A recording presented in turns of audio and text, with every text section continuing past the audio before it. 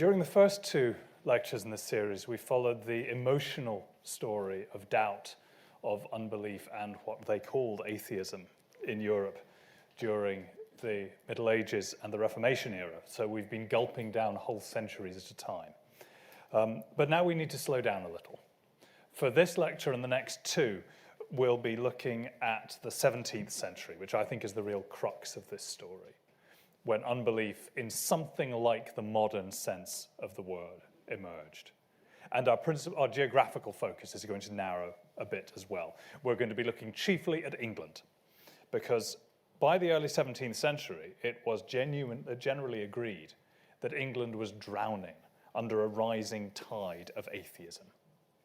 One scholar in 1599 lugubriously invited his readers to consider how atheism doth daily prevail among men, yea, far more than it did either among the superstitious papists or the idolatrous heathen. Nowadays, few do make any account of religion or the worship of God.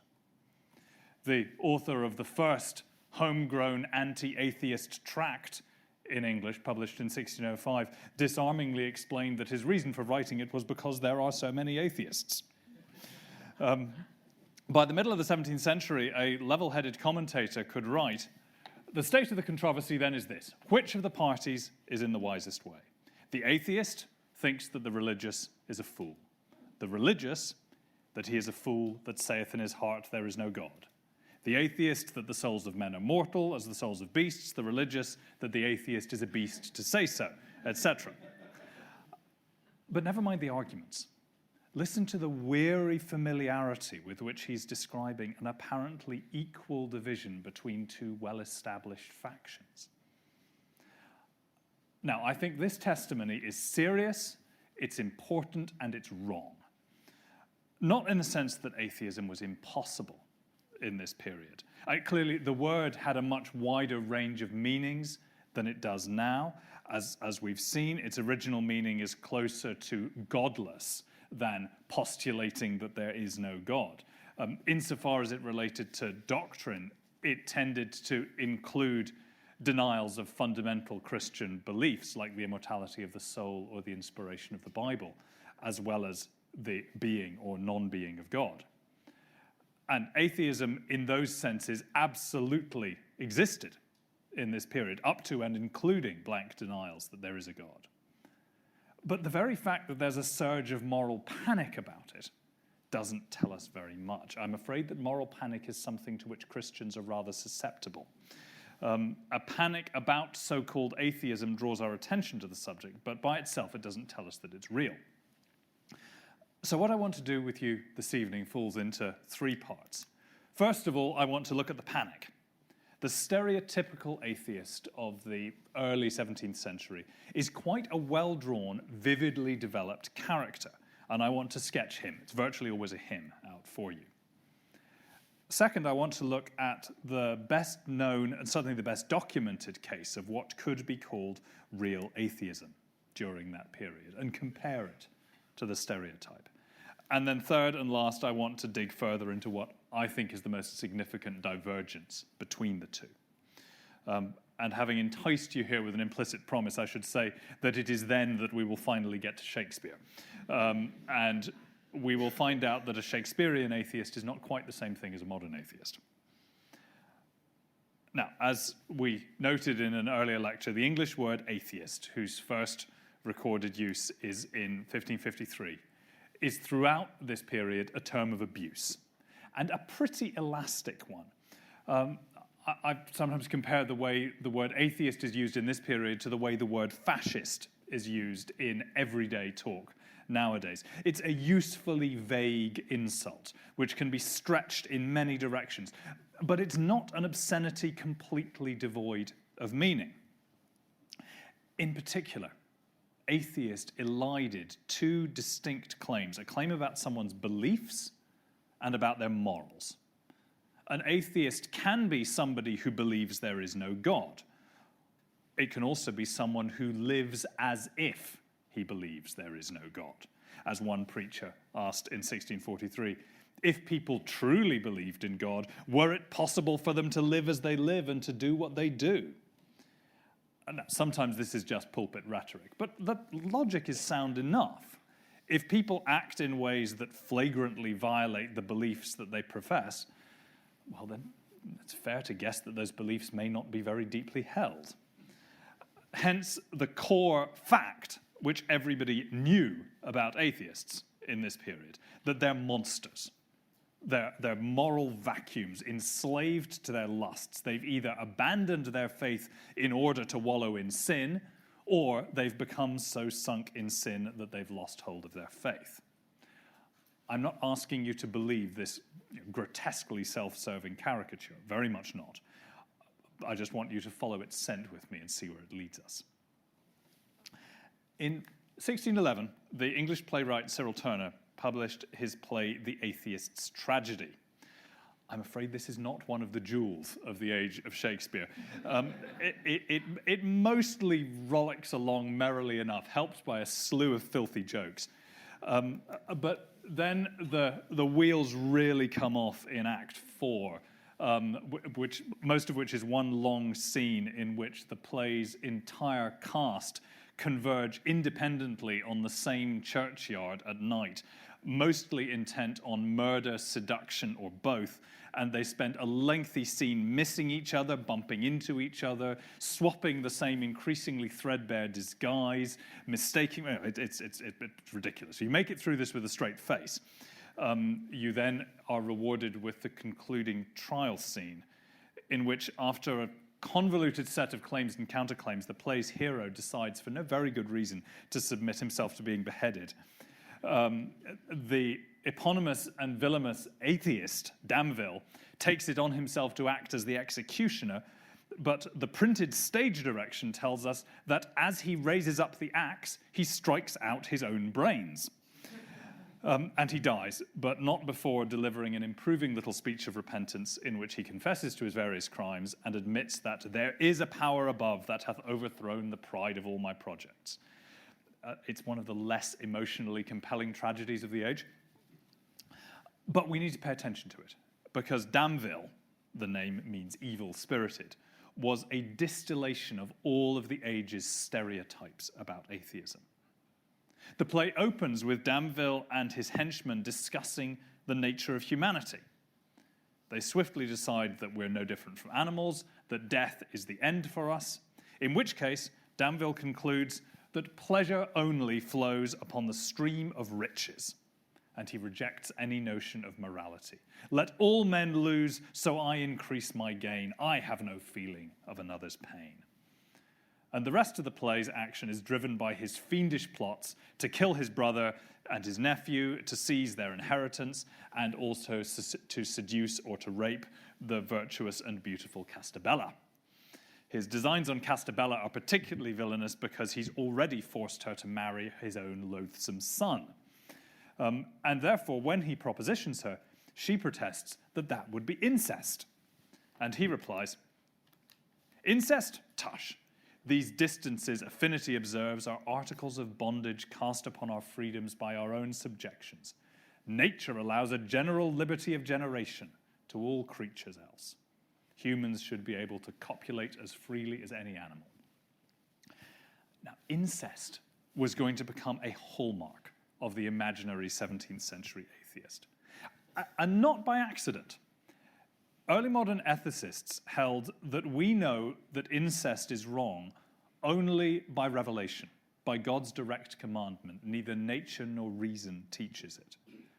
By that logic, atheists will naturally be drawn to incest, and the incestuous will naturally be drawn to atheism. In fact, of course, most human societies loathe incest even if they struggle to articulate a reason for doing so. And so associating atheism with incest is more than just a logical deduction. It's a powerfully effective scare tactic. And the result is that the incestuous atheist becomes a stock figure. A best-selling ballad, first published around 1600, tells the shocking story of how Jasper Cunningham of Aberdeen tries to seduce his sister. And when she warns him that hell's quenchless flames of fire are prepared for anyone who could commit such a dreadful sin, he replies that both heaven and hell are devised fables to keep poor fools in fear. These things are nothing so, he says to her. No God nor devil is biding. No heaven nor hell I know.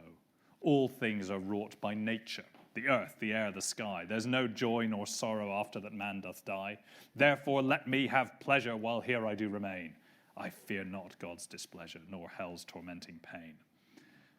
And of course, no sooner has he finished speaking those words than he's struck down by fire from heaven. By contrast, John Ford's 1628 play, 'Tis Pity She's a Whore, has a brother and sister who willingly give way to their incestuous lusts. And in the final scene, as they face death, he declares that he no more believes in heaven and hell than he believes that water can burn. She protests, but he insists it is a dream, a dream. And if you found these literary inventions too fanciful, there was a classical exemplar, the Emperor Caligula, a notable scorner and condemner of God, and his incest and other notorious crimes in the arguments of this period followed his atheism like a stench following a corpse. Caligula's story was particularly juicy because of another detail, that for all the blasphemous bluster he was guilty of, he was so terrified of thunder that he hid under his bed during storms. Thunder is as much a part of the cliché of atheism as incest. It's proverbial in early modern times that thunder and lightning are a notorious and terrible judgment from God. In a generally hushed world, thunder was the loudest noise most people ever heard, unless they're unlucky enough to be close to a cannon. Who heareth the thunder that thinks not of God? It was a proverbial question, needed no answer. The pious huddled together during storms, full of terror, sublimating their fears with their prayers, as they reminded each other that thunder was but as a taste and touch of thy power. Even the impious could be shocked into temporary righteousness. Doth not every thunderclap constrain you to tremble at the blast of his voice? One writer asked the godless. And he added a cautionary tale of 3 soldiers who were caught out in a thunderstorm, which, as he said, commonly maketh the greatest atheists to tremble. But one of these soldiers was foolhardy enough to fall to blaspheming and was promptly killed by a falling tree. That's the stereotypical way that atheists dealt with thunderstorms, with brittle and usually short-lived bravado. Inevitably, in the atheist's tragedy, there's a thunderstorm scene in which Damville tells his terrified sidekick, it's all a mere effect of nature. In Sir Philip Sidney's New Arcadia, the wicked queen tries to corrupt her pious niece by claiming that all religion is merely foolish fear. And she explains that in ancient times, when they heard it thunder, not knowing the natural cause, they thought there was some angry body above that spake so loud. In a rather more lowbrow dialogue published in 1608, the despicable Atheos is so panicked by thunder that, like Caligula, he dives under his bed. But then a tremulous voice issues from beneath the covers to explain it all away. It's merely, he says, without coming out, that the viscous vapors in a cloud are condensed into a small solid stone, which is then violently expelled from the cloud like a cannonball. His claim that this is all merely natural is somewhat undermined when, as soon as he finishes speaking, another thunderclap strikes him dead. So, now we can start to assemble our identikit early modern atheist. He's almost always male. Women's unbelief certainly existed in reality, as we'll see, especially in the next lecture, but not so much in the popular imagination. He's a figure of some wealth and social standing. "'Tis nothing but plenty and abundance maketh men atheists," one writer said. He's educated, at least to some degree. A little or superficial taste of philosophy, it's said, may perchance incline the mind of man to atheism. He's in good health.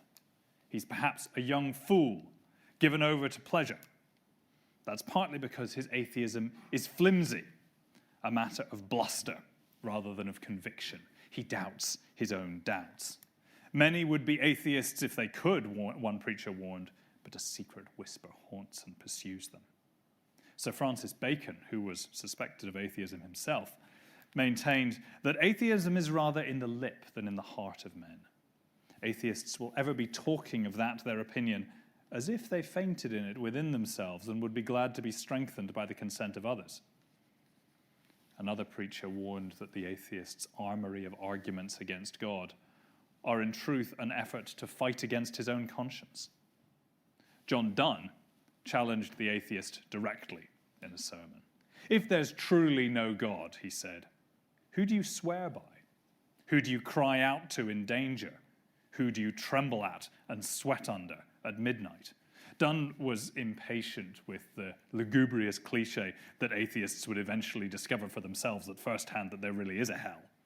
He thought that he could wrap the question up more quickly. Atheists might blaspheme boldly with their witty friends, but he asked them to wait but 6 hours, but till midnight.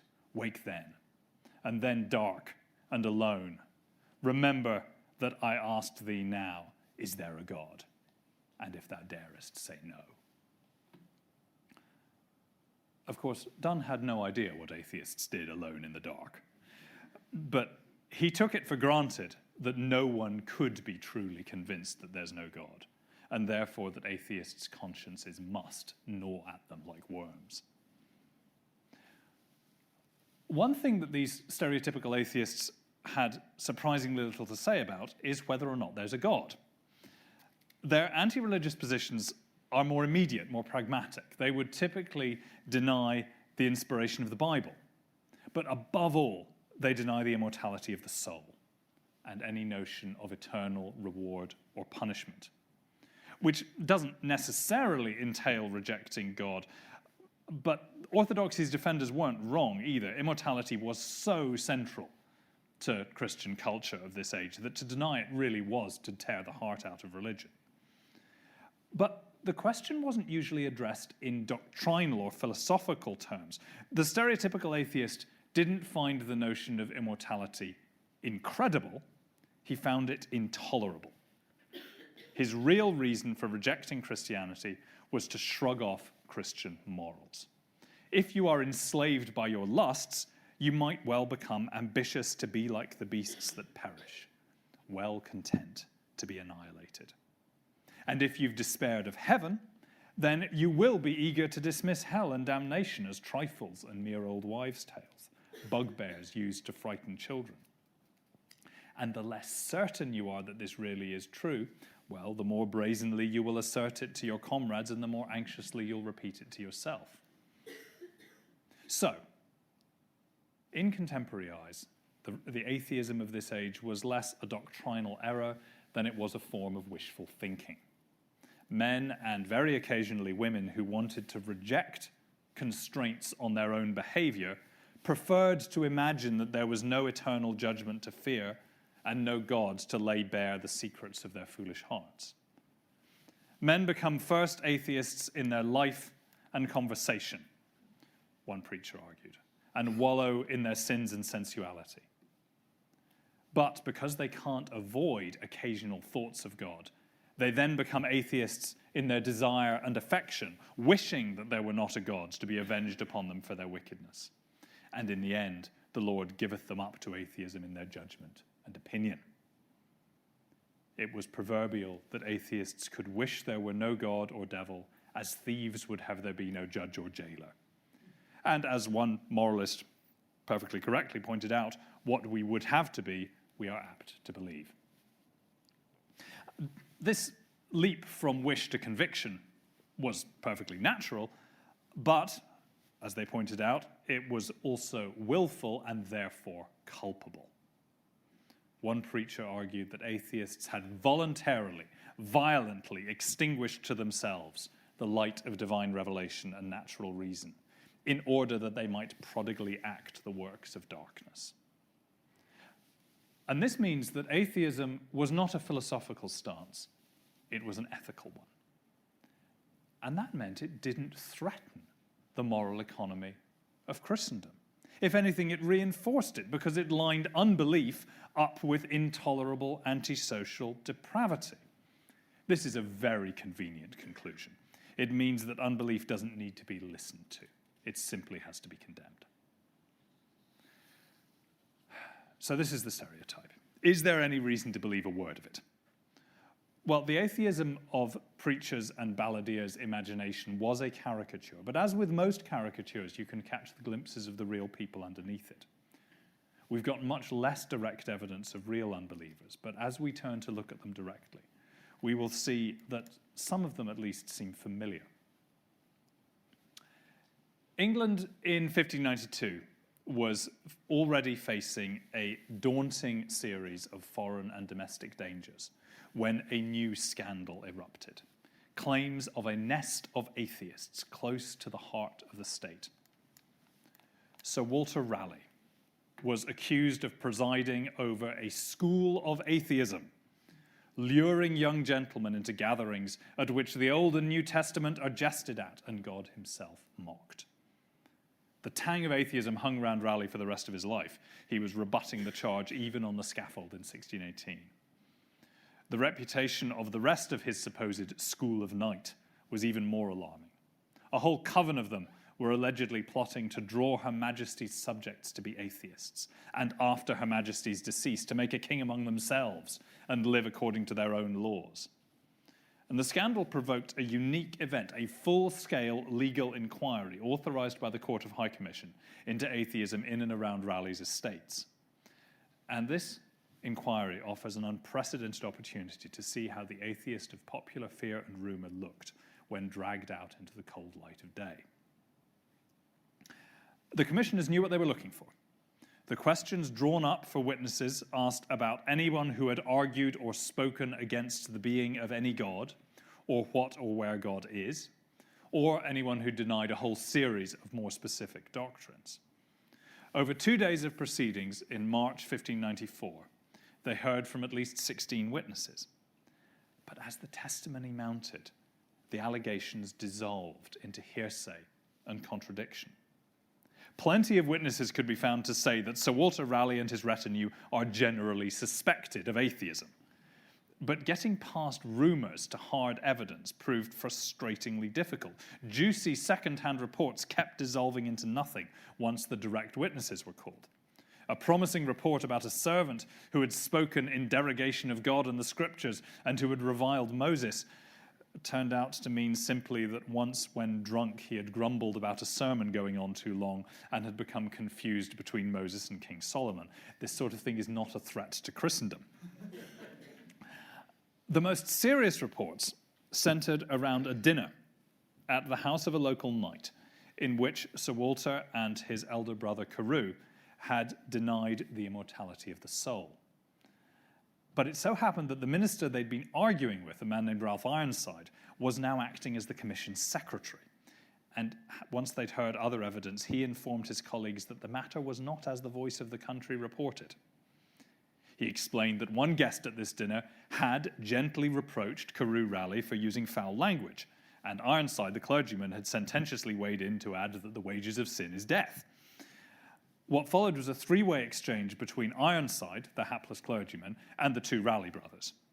Carew, who clearly didn't like moralizing clergymen, retorted that death comes to the good and to the bad alike. Ironside replied that when he talked about the wages of death, he of course meant the death of the soul. Soul, said Carew. What is that? Ironside sidestepped the trap, saying that it was more important to save your soul than to be able to define it. But now Sir Walter intervened on his brother's side. He said that he had studied at Oxford with great scholars, but had never found a satisfactory answer to the question, what the reasonable soul of man is. And he asked, so how does it relate to the brain or to the heart? Ironside, put on the spot, tries for an Aristotelian definition, which Sir Walter rejected as too obscure and intricate. He then tries a theological definition. Sir Walter dismisses that as a circular argument. At last, Ironside said that spirits are beyond the reach of reason, like God himself. And Sir Walter agrees that the two questions are alike, for neither could I learn hitherto what God is. Ironside, who is now committed, ventures a definition of God. Defines him as ens entium, one who has being of himself. Yea, but what is this ens entium, saith Sir Walter? And Ironside could only reply, it is God. Whereupon Sir Walter, growing tired of his game, called for grace to be said to end the meal, for that is better than this disputation. The commission wrapped up without any prosecutions. They had not discovered a school of atheism. They had discovered a clique of loose-tongued young men with a soldier's taste for danger, which extended to banter and to debate. The Raleigh brothers didn't deny the existence of the soul or of God. The questions of how to define those terms were real ones on which scholars disagreed. But nor were they holding a disinterested metaphysics seminar across the dining table. They were testing the limits of what they dared to say, and they were using a difficult and dangerous question to tease a man who was both their educational and their social inferior. They're playing games, and they are tweaking the noses of the self-important sobersides who disapproved of it. If there's a unifying note to this, it's not serious rejection of Christian doctrine, it's defiance. Defiance of any orthodoxy, magistrate, churchman, monarch, or God who might presume to tell these lords of the world how they should speak and live. There was one vital witness, though, who was beyond the commissioner's reach. The playwright Christopher Marlowe is now the most famous supposed atheist of the age. One informant said that he had read the atheist lecture to Sir Walter Raleigh and others, and that he was able to show more sound reasons for atheism than any divine in England is able to give to prove divinity. It's certainly true that Marlowe was part of Raleigh's circle, but his supposed atheism is a hall of mirrors. We have no hard evidence. We have rumors, we have hints and conspiracies, and we have the texts of his plays and poems, most of which only survive in copies made after his death. Without going through the plays, let's say that Marlowe proved himself very able to give voice in them to startlingly atheistical and anti-Christian, anti-religious sentiments. He does it in Tamburlaine, he does it in The Massacre at Paris, in The Jew of Malta, which opens with a prologue delivered to the audience in which a self-identified Machiavelli says, "I count religion but a childish toy." And then there's Dr. Faustus. Marlowe is not Faustus himself, but at the least, Marlowe's Faustus is a compelling portrait of a particular kind of unbeliever, a man who claims not to believe in hell while having explicitly made a pact with the devil. The conventional caricature would call that an outrageous example of wishful thinking. In fact, it reads to me more like a defiant refusal to submit to reality. When Mephistopheles somberly explains to Faustus that being excluded eternally from the presence of God is the sum of all torments, Faustus will have none of it. "Learn thou of Faustus manly fortitude," he mocks the demon, "and scorn those joys thou never shalt possess." I want you to hold on to that note of defiance. Our direct evidence about Marlowe's supposed unbelief is just as problematic. There are plenty of rumors and vague allegations. The detailed claims, though, come from two hostile documents written in the last month of his life, in May 1593, shortly before what he was killed in what may simply have been an argument over a dinner bill, and may not have been. We know that Marlowe had been a spy at some point. We can rely on almost nothing that was said by or about him during this period. All that we can do with these lurid allegations is take them as they are.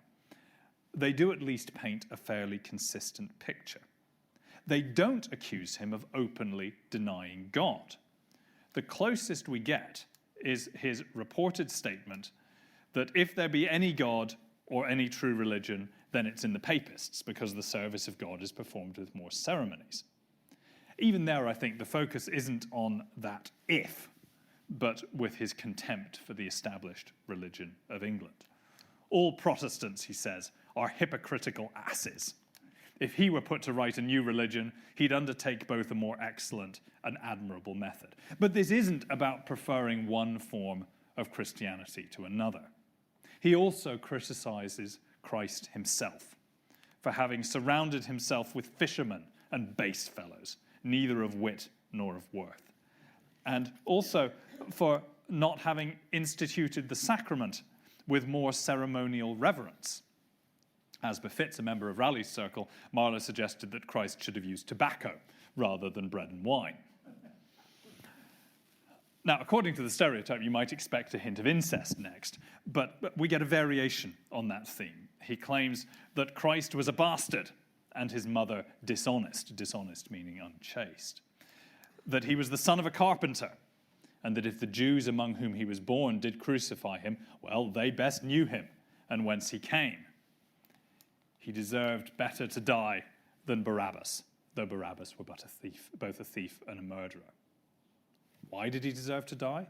Well, in part because the women who accompanied Christ and his disciples were whores, and Christ knew them dishonestly. Nor was it only the women. The Apostle John was bedfellow to Christ and leaned always in his bosom. He used him as the sinners of Sodom. Now, assume for a minute that all of these claims about what Marlowe said are true. What kind of atheist would he be? Well, not a skeptical rationalist. His reported statements are not even consistent. Christ might have been the son of a carpenter, or the angel Gabriel might have pimped the Virgin Mary to the Holy Spirit, but both can't be true. What holds together Marlowe's reported statements and the hints of skepticism in his plays is not a theory, but an emotion. It's fury, a wild, bitter refusal to submit to authority. Amidst that string of explosive supposed quotations, he famously said that all they that love not tobacco and boys were fools. If you loved tobacco and boys in late Elizabethan England, then your only choices were either to renounce them or to defy the church, the Christ, and the God in whose name you were commanded to do so. One wit, writing shortly after this scandal, said that the name of the devil who chiefly inspired atheism was not doubt nor lust, but derision, whose profession is atheism because he loves above all to mock the simplicity of the just. Marlowe and Raleigh, whatever else they were mockers. Or to put it more kindly, they're gadflies. They're jesting about things that are too serious for jest, playing with unorthodoxy without committing themselves, consistent only in their refusal to bow to authority. The difference between them is chiefly one of mood. Marlowe's mockery and defiance is furious, while Raleigh's was coolly mischievous. And so Marlowe is swiftly murdered, while Raleigh is beheaded 25 years later. Different routes to the same destination. Sketchy as all this is, the Raleigh-Marlowe circle, I think, gives us a fairly broad, consistent picture of what unbelief could actually mean in this period. And this restless, reckless, insolent atheism, if that's what we want to call it, has echoes elsewhere. On the rare occasions when early modern courts dealt with allegations of atheism, they usually turn out more to be about moral authority than about belief or unbelief. In 1635, one Brian Walker was sentenced to a year in prison plus a swinging fine for saying that I do not believe there is either God or devil, neither will I believe anything but what I see. But while he admitted speaking the words, he had not been expressing a metaphysical opinion. He was embroiled in a long, bitter dispute with a neighboring family. He fell to cursing them, and he uttered the dread words when one of them had said to him, "Don't you fear God?" He was simply in no mood to acknowledge any authority to which his enemies appealed. Now, this kind of thing you might think scarcely deserves to be called unbelief. But defiance of this sort could become more settled, especially if it was directed at the world's most ever-present and intrusive moral authority, the Christian churches. One of the side effects of the age of the Reformation is a kind of arms race between the competing religious parties as Catholics and Protestants tried to stymie one another's missionary efforts and bolster their own moral authority by asserting control over their own populations. And so churches of all kinds began trying to regulate the everyday life of ordinary people more and more consistently than had ever been the case before. Naturally, some people disliked being regulated, and they cursed the clergy for officious hypocrites. The clergy equally naturally insisted that they're merely messengers. The new moral severity was not their own whim, but God's will. And so what is a resentful layperson to do but to shake the fist at God too? Especially if the clergy in question really are hypocrites. one of the more memorable characters in Turner's Atheist's tragedy is the minister, Longbow Snuff, whose hypocrisy is so gross that Danville the atheist reckons that he aims only to divert the world from sin, that he more easily might engross it to himself. Importantly, Danville claims that it's the minister's behavior that persuades him that atheism must be true. Churchmen, of course, responded to these charges the way institutions always do. They point out that the flaws of a few messengers have no bearing on the truthfulness of the message, which isn't quite adequate. It's not simply that corrupt, grasping, or tedious clergy can't invest their teaching with moral authority.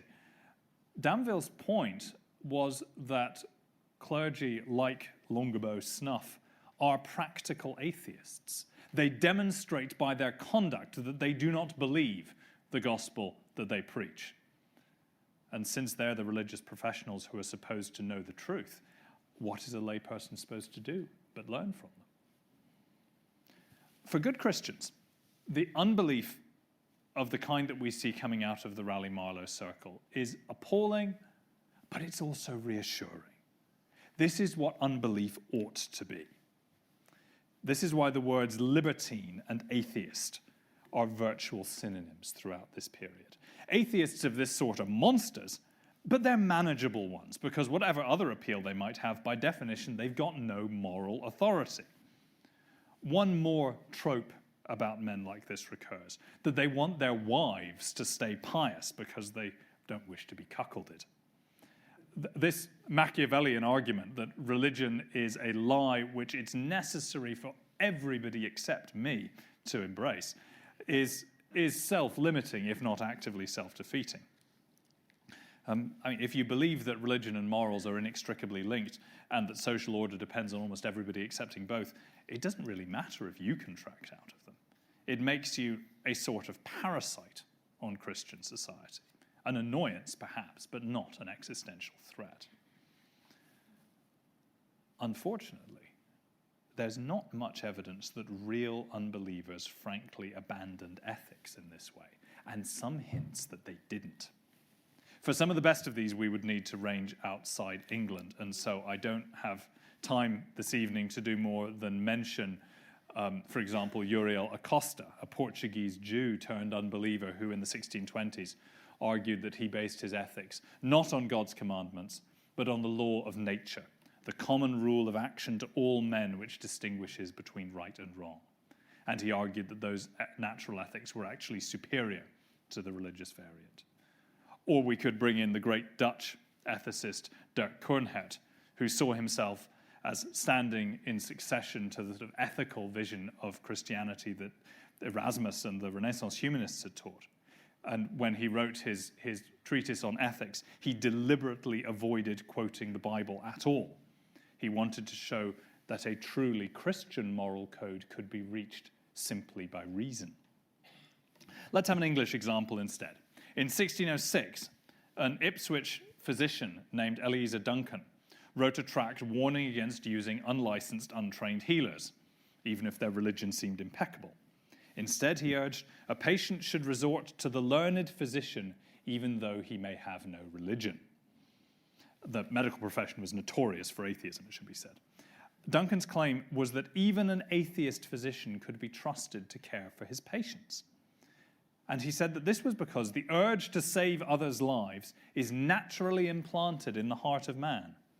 And he asked, why else would anyone ever leap into deep water to rescue someone from drowning, or run into a burning building to save the occupants?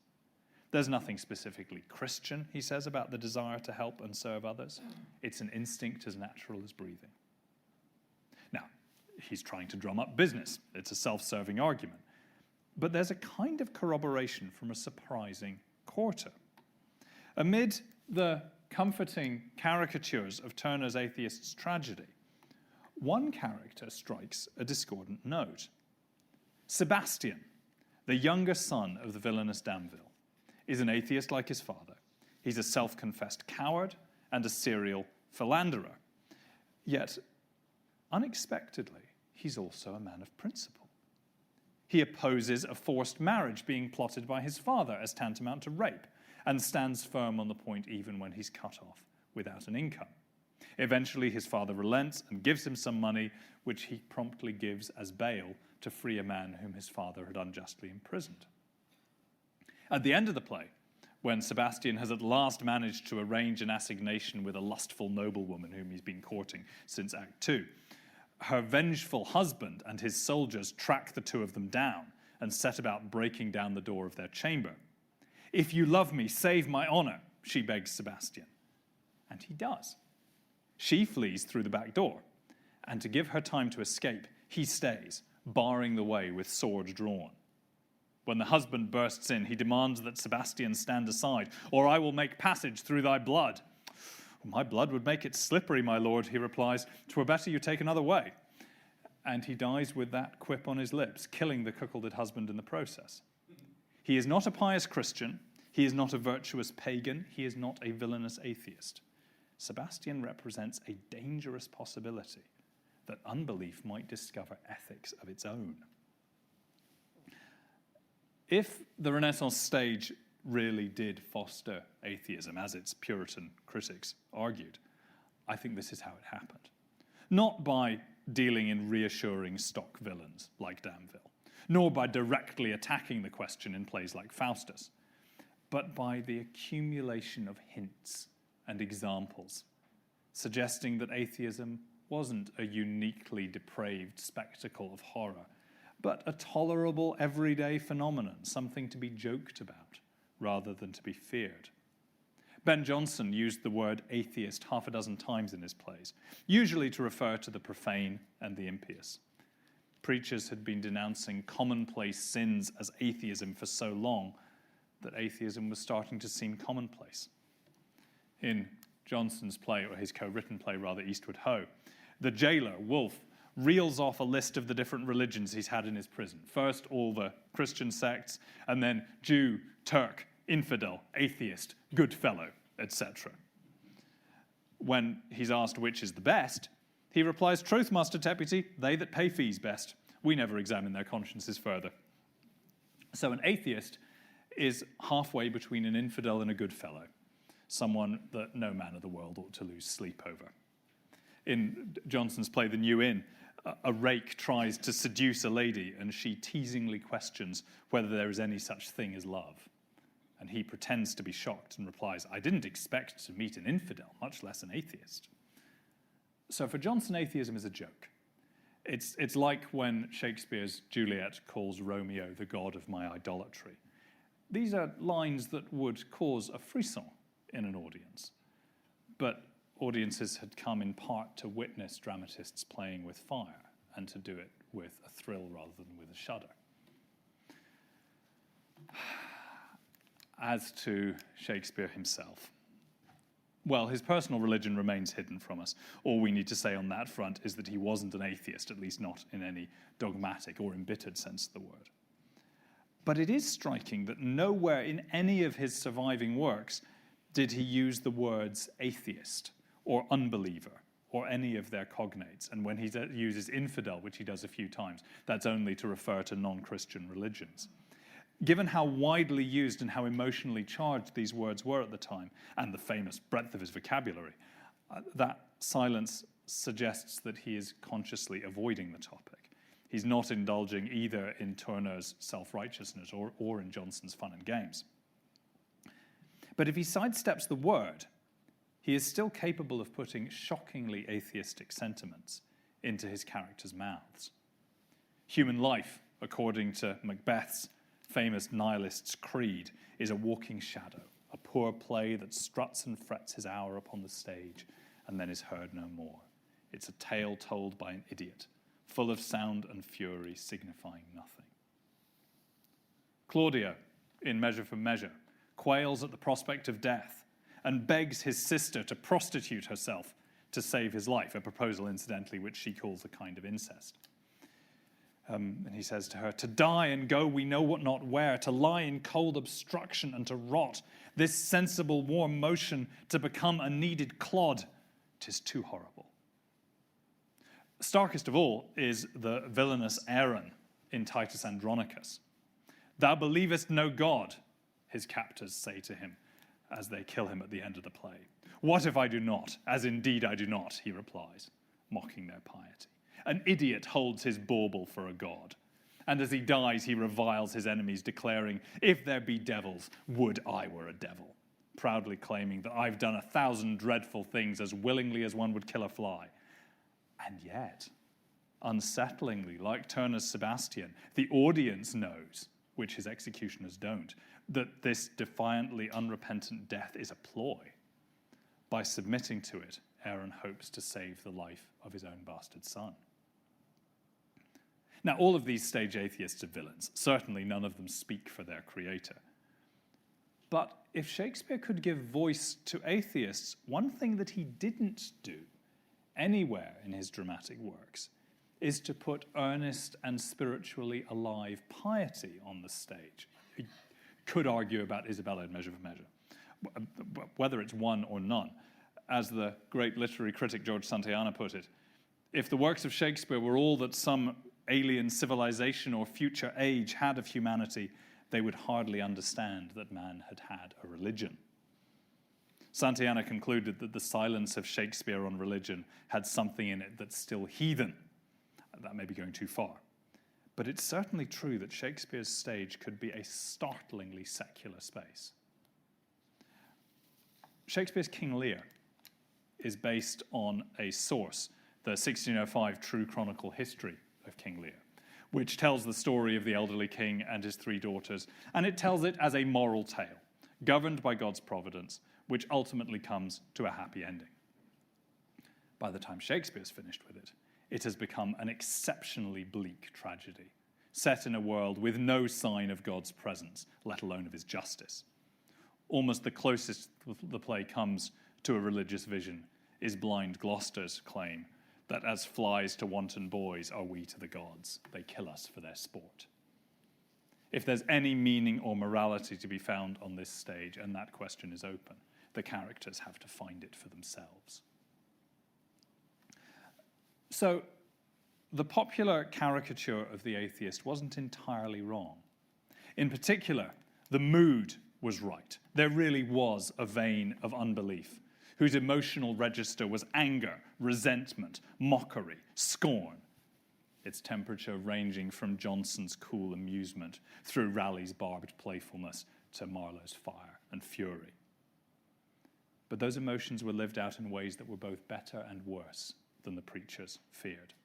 Better because this angry unbelief seems in fact to have still been inchoate, more a matter of skepticism and defiance and carving out of new secular spaces than direct and earnest denials of core Christian doctrines.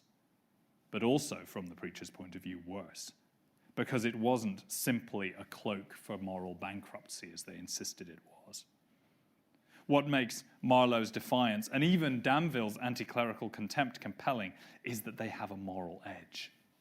And in their different ways, Uriel Acosta, Dirk Cohnhart, Eliezer Duncan, Turner's Sebastian, Shakespeare's secularized ethical vision, suggest that it wasn't only possible, it was even natural for unbelief to be fired by its own moral code, either implicit or explicit. The preachers wanted the atheist to stick to his role as the villain in Christendom's moral economy.